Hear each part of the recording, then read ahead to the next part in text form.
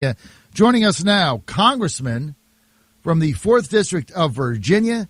That is the Chesapeake area. By the way, my congressman, proud to say, I've been represented by Randy Forbes for some time. I had to put a big Randy Forbes sign back in my garage and take out the big John Cosgrove sign. I got signs all over the place at the Fredericks household. 813, Congressman, great to have you with us. Thank you, John. It's always good to be with you. Now, a lot going on. Let's start. Keystone Pipeline, that went down. What's the future of that? Well, John, we think we're going to have to continue pushing that. This administration, has been one that has really fought any kind of energy expansion and growth, and in this case, actually killed a number of jobs when you had bipartisan support for this pipeline. Across the country, it's something we need to continue to see the economic growth that we want to see in the country. But this is an administration that is just bound and determined not to let that kind of growth take place. So we're going to continue to have to try to push the pipeline, but it may be very difficult to get it through until we get another administration, which fortunately is only months away, that perhaps we can get that done. Okay, so basically the earliest, I've been saying the earliest we would potentially have a positive pipeline legislation vote would be in January, February of 2017, right? Yeah, John, I just don't know how we get it through if we have a president that will veto that legislation and his administration is fighting against it. And then, of course, we just don't have enough strength in the Senate to override a veto. So I think it's going to be very difficult to get the pipeline through until we have a new president. January 2017, hopefully, and that's only if the Republicans win the Senate, win the House, keep the Senate, keep the House, and also elect either a Democratic president who's in favor of it or a Republican president that I don't think there's anyone running that would say no. Okay, Congressman, you're a senior member of the Foreign Relations Committee. Internationally, you're recognized as a defense expert. What did you think of Benjamin Netanyahu's speech to your joint session on Tuesday?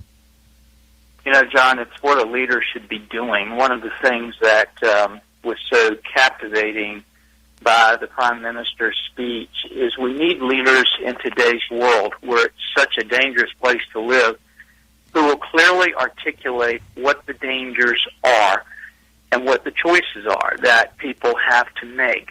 I thought the Prime Minister did an excellent job of that. And where we have been going so wrong in the last several years in this administration is they constantly tell you a picture that doesn't exist out there.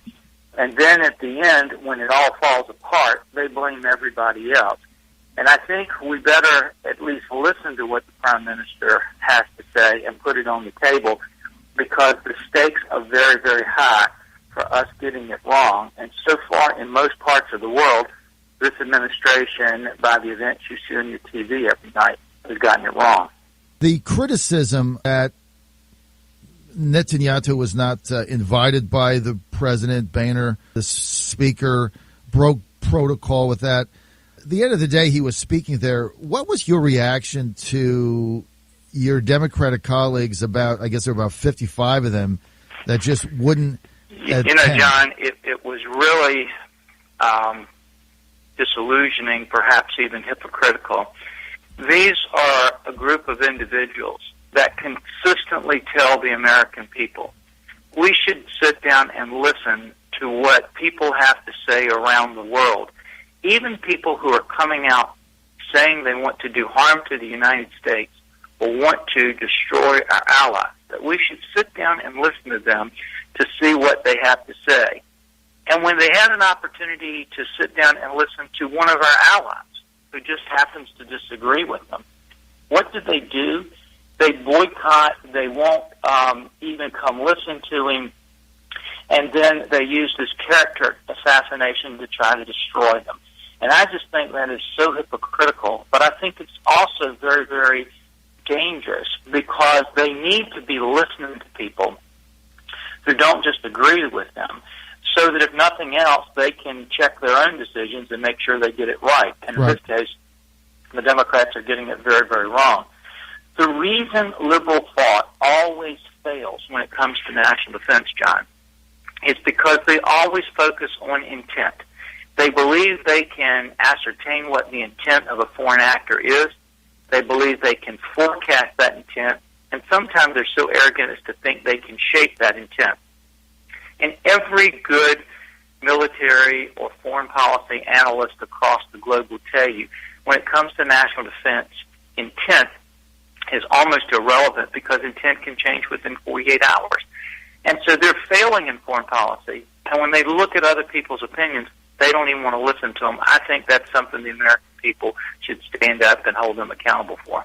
Congressman Forbes, what is troubling you right now about what appears to be the Iranian deal that the Obama administration has on the table? Because they're not being honest with the American people. This is the same folks that brought you, if you want to keep your insurance policy, you can keep it. And then, they turn around and they change and they say, oh, whoops, well, we're sorry. Yeah, that's what we said, but that's not what you get. These are the same people that were releasing folks from Gitmo that are going out and joining back with their terrorist organizations. And they're just saying, oh, whoops, yeah, I know we told you they wouldn't, but here they are. Same people that tell you at one point in time, oh, the sanctions will work, you just need to allow them to take time, and then they come back and say, oh, no, they probably won't work. What's really bad with this deal is that they're not being honest with the true threat that's there. The second thing, John, is these people, the leadership in Iran, not the Iranian people, but the leadership in Iran, are not pulling any punches. They're telling us what they're going to do when they get the nuclear bombs, and it's not good for the United States, and it's not good for our ally, Israel. And I think, just as the Prime Minister pointed out, we need to recognize this. This is not a deal that the President needs to pin so he can get political points with it. It's one that he needs to make so that it's a workable deal, so that we make sure that in the long run, Iran does not get that nuclear weapon. And with what he's doing, I think it's doing exactly the opposite. I think the Iranians are laughing at us in this deal, and if they just say, no, we're not going to do something, the United States just says, okay. And I think that's a major problem for us, and I hope that the American people don't let them do it. So, Congressman Forbes, what is Obama's objective here? I'm sorry, John, I didn't hear you. What is President Obama's objective? If you look around the globe, it's very hard to find their objective. I think so oftentimes this is a group of folks that are either they kind of drank this Kool-Aid and believe, this liberal ideology that they're talking about, or either they just want to make sure it looks good politically. But, walk around the globe. With the Russians, the number one thing the Russians wanted was to get our missile defense systems out of Europe. This administration just pulled them out for nothing, and look how that worked out with the Russians. Mm-hmm. The Chinese, number one thing the Chinese want us to have a smaller Navy. This administration came in and proposed that. North Koreans, they wanted to get the landmines off the DMZ. This administration said, sure, tried to do it. We stopped them. And with the Iranians, they want a nuclear weapon, and this administration is so concerned about politically looking like they had a deal, they don't care whether the deal works or not. And the result, though, John, is we're living in a much, much more dangerous world than when this administration came into office. And all you have to do is turn on your TV set, and you can see their foreign policy is failing all over the globe.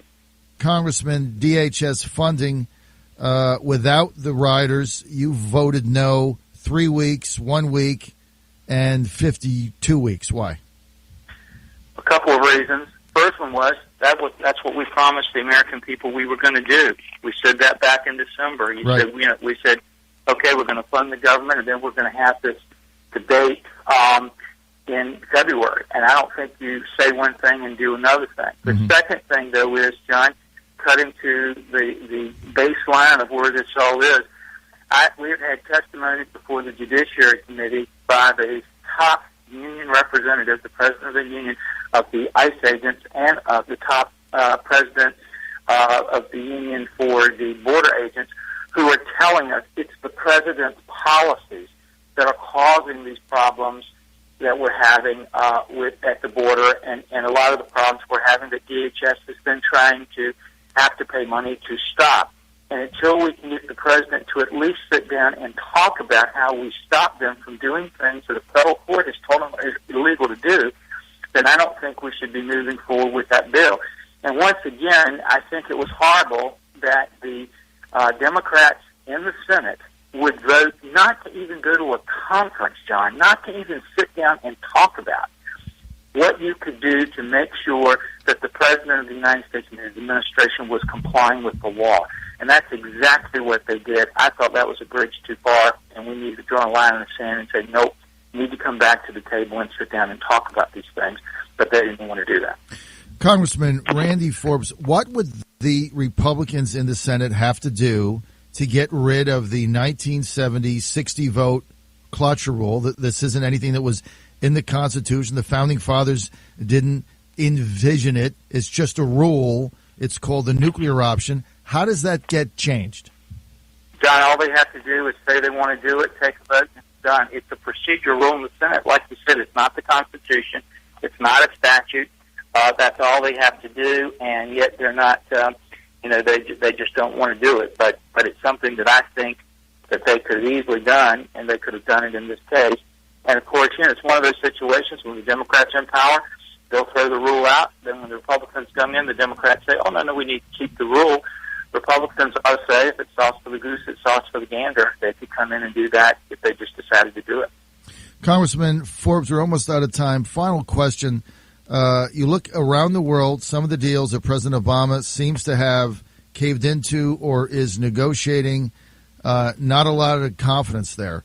Why would the Congress cede additional power to President Obama to negotiate trade deals with a fast track? What is the thinking behind that? Well, first of all, I don't know if Congress is going to do that. I think there's two aspects. One aspect, John, is whether or not we need the trade deals. The trade deals are very important to do. They're important for our allies. They're important for our economic growth. They're important for our national defense. The second thing, though, is like you correctly mentioned, the devil is always in the details on these trade agreements.